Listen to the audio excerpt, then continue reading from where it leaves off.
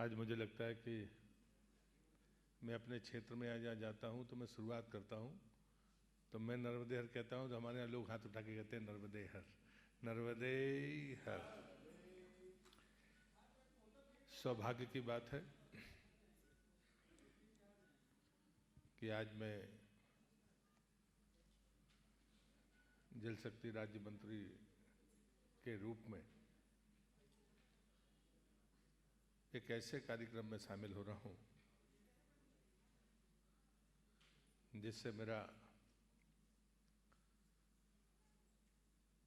स्वाभाविक सरोकार रहा है। मंच पर उपस्थित इस अभियान को सतत और सक्रिय ताकत देने वाले, ऊर्जा देने वाले सम्माननीय डॉक्टर राजेंद्र सिंह जी, हमारे जिनको मैं अतिथि कहूँगा, आंध्र तेलंगाना से पधारे सम्माननीय श्री प्रकाश राव जी, श्री सत्यनारायण जी, विनोद बोधनकर जी, हमारे निकेत लोहिया जी, मुकेश पंडित जी आ गए, डॉक्टर संजय सिंह जी, सम्माननीय श्वेता झुंझुनवाला जी, मनीष राजपूत जी, और जिस संस्थान में हम बैठे हैं उसके निदेशक डॉक्टर आलोक शर्मा जी, उपस्थित भाइयों बहनों, एक कार्यकर्ता के नाते और एक नागरिक जिम्मेदारियों को अपने भीतर एहसास करने के कारण वो किसी और पर बोझा डालने की बजाय, अधिकार जताने की बजाय अपने कर्तव्यों को समझने की जरूरत मैं हमेशा से कहता रहा हूँ। जब मैं छात्र जीवन में था तब भी मैं कभी किसी पर आरोप नहीं लगाता, आपने ये नहीं किया, आपने नहीं किया, क्योंकि हमको तय करना चाहिए कि हमने क्या किया। जब मैंने मां नर्मदा की परिक्रमा की उसके पहले बहुत छोटी उम्र से हम लोग दौड़कर नर्मदा जी जाते थे, लगभग 4.5 किलोमीटर हमारे घर से थी। और जब नर्मदा स्वच्छता की बात शुरू हुई तो मन में एक ही भाव आया कि जिस जिले में पैदा हुआ हूँ, शुरुआत तो हमने जबलपुर से की। हमारी परंपरा में हमारे गुरुदेव परम पूज्य शिवासी जी ने कहा था कि तुम मां नर्मदा को क्या मानते हो? उनका मां मानते। तो बोले कोई जिसकी दाढ़ी और मूछें हो जाए वो अपनी मां की गोद में गंदगी डाल सकता है क्या? ये बड़ा सिंपल सा उदाहरण उन्होंने दिया। बोले जिसने तुमको पैदा किया उसकी गोदी में तुमने पेशाब टट्टी सब कुछ की, उसने इनकार नहीं किया, उसने अपने कर्तव्य पूरा किया, क्योंकि तुम उस समय ना समझ थे और वो अपनी जिम्मेदारी का एहसास कर रही थी। लेकिन अब वो उम्रदार हो चुकी है और तुम व्यस्क हो गए हो, उसके बाद भी अगर ये गलती तुम अपनी उस जन्म देने वाली माँ के लिए करोगे तो वो स्वीकार नहीं करेगी तो फिर नर्मदा कैसे स्वीकार करेगी? और उसी का परिणाम था कि हम लोग स्नान करके प्रणाम करने जाते थे और लगभग 85 के बाद से 22 वर्षों तक मैंने नर्मदा में पैर नहीं रखा। लेकिन जब मैं ग्वारी घाट में उतरा और जब लगा वहाँ किनारे पर गया तो नाव से गया और जाकर जब वो चोई देखी, उसमें मछली भी फंसी है, सांप भी फंसे हैं, तो मैंने श्रीफल अर्पित किए और मैं वहीं धार में उतर गया कि हमें अपना काम करना चाहिए। और हम सप्ताह में एक दिन करते थे। बाद में मुझे लगा कि ये तो बरसों की कहानी है, कभी ऐसा होगा ही नहीं। एक बार परम पूज्य शिवासी जी ने एक और उदाहरण दिया था। उन्होंने कहा था कि देखो, जब उद्गम से गंदगी शुरू हो जाए तो तुम साफ करते रहो गंदगी, सुबह से शाम तक लगे रहना ईमानदारी से। तुम्हारा अहंकार तुम्हारे साथ रहेगा कि तुमने जीवन भर बहुत परिश्रम किया, लेकिन ये गंदगी तभी बंद होगी जब तुम इसके स्रोत को एक बार बंद करने का साहस जुटाओ, फिर सफाई करो और उसके बाद खोलो तो शुद्ध जल का रास्ता निकलेगा। ये कठिन लग सकता है लेकिन कठिन है नहीं। तब मैंने तय किया कि मैं जिस जिले में पैदा हुआ हूँ वहाँ 137 किलोमीटर नर्मदा बहती, वो नरसिंहपुर जिला है, और मैंने तय किया कि उसके सीमा से शुरू होऊंगा और जब तक होशंगाबाद की सीमा पर नहीं पहुँच जाऊँगा घर वापस नहीं जाऊँगा। और वो अभियान सफल हुआ। और सफलता इसलिए नहीं कि मैं गया था, सफलता के जो आयाम मुझे दिखे वो घटना एक मैं आपको जरूर सुनाना चाहता हूँ कि एक बार में महादेव पिपरिया एक बड़ा शिवलिंग है, कहते हैं वो धरती का सबसे प्राचीन शिवलिंग है। अब जोला जी ने उसको तय कर दिया, लेकिन वो महीनों चलता था वो मेला, बहुत छोटा गांव है। तो वहां देखा तो पन्नी ही पन्नी पड़ी, क्योंकि मेला पहले हुआ होगा। हम 78 लोग रात्रि विश्राम करते थे, दिन में वो संख्या कुछ घाटों पर 2-2 हज़ार भी हो गई, लेकिन हम लगातार चलने वाले लोग 78 लोग ही थे जो रात्रि विश्राम करते थे और नर्मदा में तैरते जाते थे और अपनी सफाई कर रहे हो। जहाँ पर नहीं है किनारे से हुए चल दिए। प्रायः जो गंदगी दिखती थी वो घाटों पर दिखती थी, रेत पे दिखती थी। तो हमने कहा ऐसे कि चलिए, हम लोग जैसे खेतों में लाइन लगाते हैं, 4 लोगों को पीछे कर दिया, ढेर बनाते गए, वो पीछे आग लगाने के अलावा कोई रास्ता नहीं था। और हम जानते हैं कि ये कोई आदर्श व्यवस्था नहीं थी, लेकिन दिखने वाले कचरे को समाप्त करने का एक मोटा काम था, पानी के भीतर और पानी के बाहर। लेकिन उसी समय अचानक हमारे यहाँ जब कोई का स्वर्गवास हो जाता है तो खारी अर्पित करने के लिए नर्मदा के किनारे हजारों लोग आते हैं। जितना समर्थ आदमी होगा उतनी ज़्यादा भीड़ आती है वहाँ, और वो वहीं खाते हैं, वहीं बाकी चीज़ें छोड़ के जाते हैं और अर्पित करके चले जाते हैं। तो मेरे छोटे भाई के एक ससुर साहब वहाँ पर थे, आने के ससुर, तो मैंने उनसे कहा कि बैठे बैठे बीड़ी धोखते रहते हो और यहीं पर बैठे गप्पे मारोगे जब तक ये चलेगा नहीं, और वो घंटों की प्रक्रिया है, 1-1.5 घंटे ज़्यादा लगता है। मैंने कहा इतना ही करना, सारे लोग नहीं मानेंगे, लेकिन अगर 25 लोग भी, 20 लोग भी, मैंने कहा ऐसे गड़बात बनाओ और 25 कदम जाना और 25 कदम लौट के वापस आना, जितना कचरा साफ करोगे तो कम से कम उतना तो होगा, मत कहना किसी को। मैं ये कह के निकल गया, लेकिन जब मैं लौट कर वापस आया तो सबसे सफल अगर कोई प्रयोग साबित हुआ तो ये हुआ, जिसका कभी मेरे दिमाग में भान नहीं था। बाद में लोग जाते थे, एक रेत में गड्ढा खोदते थे, कहते थे पत्तल इसमें डालो, जो थोड़े बहुत, और धीरे धीरे करके फिर लोगों को, अब फालतू फुर्सत में बैठे हैं, बीड़ी धोक रहे हैं, इससे अच्छा चलो 100 कदम चले जाते हैं और वापस आएंगे, इतने में घाट साफ हो गया। कहने का आशय ये है कि सालों तक जो लोग गंदगी फैलाते हैं, अगर सक्रिय लोग, जिसकी बात सामान्य डॉक्टर राजेंद्र सिंह जी कर रहे थे, एक एक्टिविस्ट का जो ऊर्जा होती है, उसका जो मनोभाव होता है, वो इतना बड़ा उत्प्रेरक का काम करता है कि सामान्य व्यक्ति को चीज अगर समझ में आती है तो उसका प्रतिवाद नहीं करता, वो जानता है करना है, कैसे करना है, इसका इनिशिएशन करने वाला व्यक्ति चाहिए। और इसलिए मैं अपनी बात यहाँ से शुरू करता हूँ कि ये हम सब लोग जो बैठे हैं, ईश्वर ने 2 बातें सबको दी है, एक नियत और दूसरा विवेक, कि अच्छा बुरा हम जानते हैं, न्याय अन्याय क्या है ये भी जानते हैं। कहने का और करने का साहस जुटाने की जब बात आती है, यहीं पर आकर यक्ष प्रश्न शुरू होता है। और ईश्वर ने सबको दी हैं दोनों चीजें, लेकिन तीसरी जो चीजें मैं मानता हूं कि जो ईश्वर की दी हुई है, हो सकता है कोई मेरी इस बात से सहमत ना हो, और वो है संसाधन। और दुर्भाग्य से आने वाली पीढ़ी को इस बात का एहसास अगर हमने नहीं कराया और वर्तमान ने इस जिम्मेदारी को नहीं उठाया और संसाधन की कीमत नहीं समझी, तो आने वाली पीढ़ी को हम नर्क भेंट करेंगे, वो स्वर्ग नहीं हो सकता। ये बात आप तय मानकर चलिए।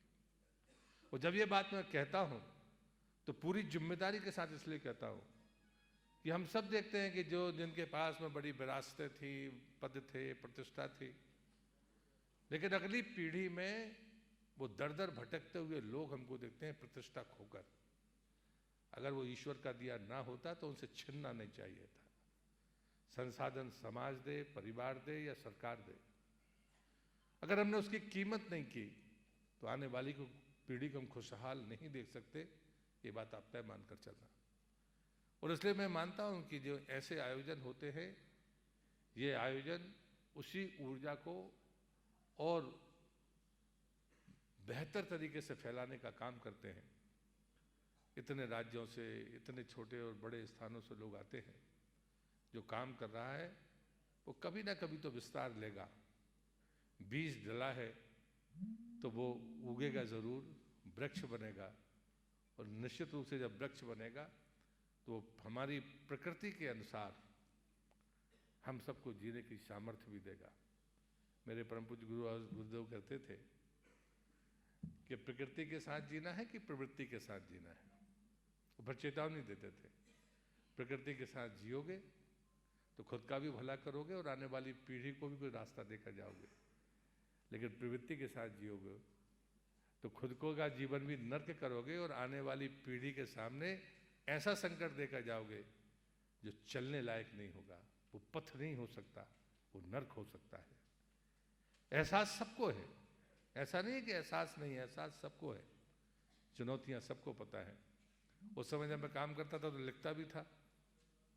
एक बार ऐसे ही, चूंकि मैं ज्वालाजी का स्टूडेंट भी हूँ और कमेटियों में फॉरेस्ट एनवायरनमेंट साइंस टेक्नोलॉजी, इन कमेटियों में ओशियन साइंस में, ग्रामीण विकास में जो हमारी रुचि का विषय रहा, जीवन भर में उसी में रहा हूँ, लंबा कार्यकाल उसमें बिताया। तो मैंने एक लेख लिखा कि नदी को नहर मत बनने दो। ये फर्क समझना होगा। यदि हम सतत प्रवाह की बात करते हैं तो नदी अपना जीवन तय करती है, बशर्ते हम उसे बहने दें। लेकिन अगर आपने नहीं उसकी परिस्थितियों को बदला तो उसके दुष्परिणामों को आपको पहचान लेना चाहिए कि ये आने वाले उसके दुष्परिणाम हैं, जिस बात के लिए आपको तत्पर होना होगा। यदि आप कहते हो कि जल की गुणवत्ता बनी रहे तो नदी से ही तो बनेगी। दुनिया की कोई प्रयोगशाला पीने का पानी नहीं बना सकती। उसको खनिज वनिज डाल के कुछ उसकी क्वालिटी बढ़ाने की बातें कर सकती है, लेकिन पीने का पानी प्रकृति से ही मिलेगा, बरसात से ही मिलेगा, जल स्रोतों से मिलेगा, जमीन के भीतर से मिलेगा, किसी प्रयोगशाला से नहीं मिलेगा। और मुझे लगता है कि ये मोटी चीजें आने वाली पीढ़ी को बताने की जरूरत है। और इसलिए मैं इस बात का समर्थन करता हूं कि जल साक्षरता का अभियान, चाहे वो कोर्स में हो, चाहे किसी भी तरीके से हो, उसको सतत आगे बढ़ाने की जरूरत है। अन्यथा आने वाली पीढ़ी इन चुनौतियों को समझ नहीं पाएगी। यदि जीवन और भोजन दोनों को बचाना है तो पानी चाहिए। अगर आपको आज किसी पर्यटक को, दुनिया के किसी भी पर्यटक को के माइंडसेट को आप देखिए, मनोविज्ञान को देखिए, वो कहाँ जाएगा? पहाड़ पर। पानी के बगैर पहाड़ और स्रोत नहीं हो सकते। वो समुद्र में जाएगा, वो कहीं पर भी जाएगा, वो जल के इर्द गिर्द ही अपनी यात्रा को सुनिश्चित करता है। कोई शहर में आकर अपने पर्यटन को पूरा नहीं करता, रात रुकने के लिए होटल चला जाएगा, लेकिन घूमना कहाँ चाहेगा? किसी जल के स्थान में, जंगल में, पहाड़ में, बर्फ में। तो मुझे लगता है कि इन चीजों पर हम सबको तय करना होगा कि जल का सरोकार इतना व्यापक है कि हमारे मनीषी भी कह गए हैं, बाकी लोग भी कह गए। और इसलिए ये जिम्मेदारी का एहसास कराने के लिए ज़रूरी है कि हमारी कोर्स बुक हो, हमारे अभियानों का तरीका हो, वो जल पर केंद्रित होना चाहिए। इससे कोई की असहमति नहीं हो सकती है। दूसरी बात होती है कि जब कभी हम स्रोतों की बात करते हैं, और जब मैं इसलिए मैंने वो कहानी कही है कि हम अपने संसाधनों को कैसे बचाएं। हमारे पूर्वज खुद की सामर्थ्य से, सरकार की सामर्थ्य से नहीं, जल स्रोत बनाकर चले गए। हम उनका रखरखाव नहीं कर पाए, ये चुनौती है। लेकिन हम उसी को कब्जा करके पूर्ण देंगे उल्टा, ये प्रवृत्ति के दोष के अलावा कुछ और नहीं है। उन्हें पता था कि ये हम गलती कर रहे हैं। फिर एक और विकास के नाम पर जो चीजें हुई हैं, आपने खजुराहो की बात कही है। खजुराहो में तो आपने जरूर देखा होगा कि तालाब बने हैं लेकिन एक बूंद पानी नहीं था उनमें, क्योंकि रास्ता रोड निकाल दिया गया। किसी पंचायत का सरपंच जिसके पास में कोई तकनीकी अभियंता नहीं होता, वो ये गलती कर दे तो बात समझ में आती है कि उसने सीसी डाल दी और उसको पता ही नहीं था कि पानी तालाब की जाए बाहर चला जाएगा। उसने पुलिया बनानी थी, नहीं बना पाया। लेकिन होशियार से होशियार लोग ऐसी भीषण गलतियां करते हैं जिससे अपराध के अलावा कुछ कहा नहीं जा सकता। मैं यहाँ दमोह में सांसद था पिछले पहले चरण में, तो एक बार अच्छी बरसात हुई, उस सारे तो एक गौ बैरण मैंने बना रखा है, तो वहाँ से मैं लौट रहा था तो सारी पुलियों पर मैं 1-1.5 फीट पानी में से गुजर कर आया। वो सारे तालाब लबालब। और एक को स्टेट हाईवे पर एक 27 एकड़ के बाद में पता लगा 27 एकड़ का तालाब है, वो खाली। यार ये खाली क्यों है? और जब मेरे भाग्य से मेरे गाड़ी में पीछे जो व्यक्ति बैठा था उसके पिताजी वहाँ शिक्षक थे, तो उसने कहा कि ये एक बड़ी कंपनी है, वो न्यूज़ चैनल भी चलाती है, उसने ये रोड बनाया है, तो ये पुलिया गांव के बीचों बीच थी तो उसने पीछे बना दी है 100 मीटर पीछे। तो ये खेत उस बहाव से चला गया। हमारे बुजुर्गों को और उनकी सामर्थ्य को हम नमन करते हैं। उस तालाब में 3-4 हज़ार हेक्टेयर का कैचमेंट स्वाभाविक था। 1/3 बरसात में वो तालाब भरता था। एक पुलिया को खत्म करने का परिणाम था कि वो सूखा रह गया। मैं आया, दूसरे दिन दिशा की बैठक बुलाई, कलेक्टर को कहा कि बरसात में तो मैं रोड नहीं काटूंगा, बरसात समाप्त होते ही स्टेट हाईवे नहीं जो हो मैं खड़े होकर जेसीबी से रोड कटवा दूंगा, ये नहीं चलेगा ऐसे। और बाद में वो 37 लाख उनको लगे होंगे, उनको छप्पन जिसको पैसा खर्च होगा वो शायद तकलीफ उसको हुई होगी, मुझे नहीं पता, उसकी परवाह मैं नहीं करता। लेकिन बाद में इतने मैंने कहा सूखा मिल गया हमको, तब उसकी सिल्ट कैसे दूर करें? मैंने कहा जेसीबी का खर्चा मेरा, सरकार का नहीं। ट्रैक्टर टाली से किसान मिट्टी ले और अपने खेत में डाल ले। मैं खुद जाके उसके बैठता था, रात में जाके बैठते थे अपने खा पी रहे, और उसके बाद में वो रात भर लाइट वाइट जला के चलते थे और हो गया। अगली साल बरसात हुई, कभी भी उसमें 18 फीट से कम पानी नहीं होता। बाद में हम दमोह के बाजू में एक पंचायत में गए। अब वो कई बार क्या होता है कि आपको भी नियति काम करती है, मुझे लगता नहीं कि आप बहुत होशियार होते हैं। मेरा तखत जहाँ पर रखा जिस गांव में, जब मेरा कार्यक्रम तो रख देते हैं, वही सांसद आया तो रख दिया, तालाब में एक बूंद पानी नहीं। कैसे हो गया है? पता चला कि सीसी रोड बना और जो पानी पूरे गांव का आसपास का उसमें जाता था वो नाली उन्हें नीचे की तरफ बना दी, तो जो पानी पूरा तालाब में जाता था वो पूरा गांव के बाहर चला गया। और जहां मेरा तखत रखा वहीं से होगा वो।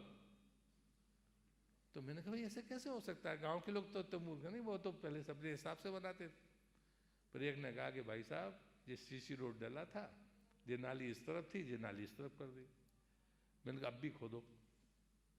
वो किया सरपंच ने था, उसको क्या कहते, महिला सरपंच थी, उस बेचारी ने तो किया नहीं होगा, किसी और उसका कारंदा होगा जिसने कर दिया।